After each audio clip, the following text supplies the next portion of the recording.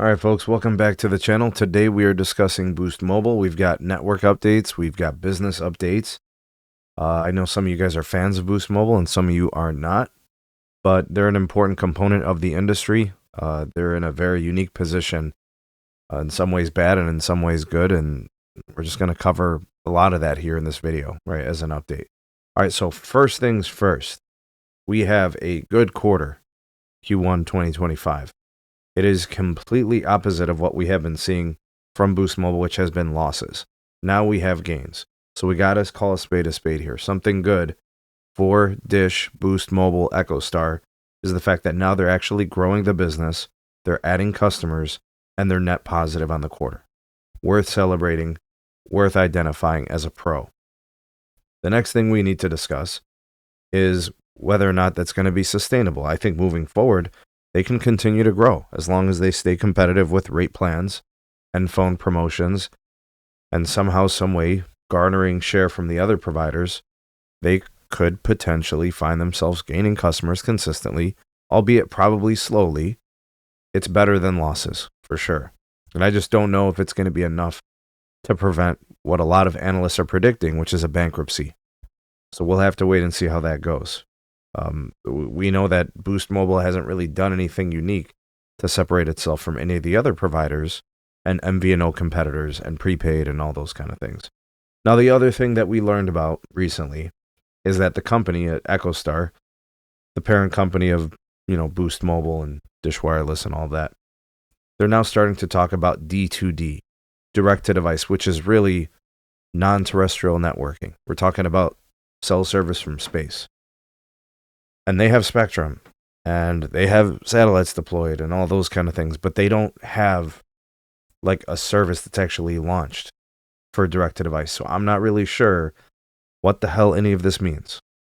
There's no proof of concept. There's no plans in place for them to launch something like what SpaceX is doing with T-Mobile or anything of relationship with AT&T, like with ASDS and all those kind of things. I have no idea where the hell they're going with this, but they're starting to talk about it. Me personally, I think that's fodder. I think it's distraction, and it's to try to get investment dollars into Boost Mobile, and I just don't think it's going to work. Now, in terms of network updates, actual real networking, not pretend, make-believe, and distraction, is their ability to actually build and operate a terrestrial network.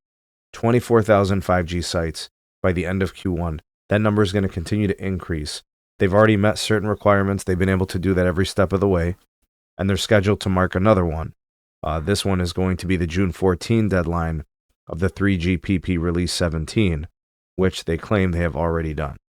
So there's another direction of progress with their network. So they're meeting all the requirements of the FCC. I think the next one, there's a particular band, I think it's the AWS N66, N70 that needs to reach.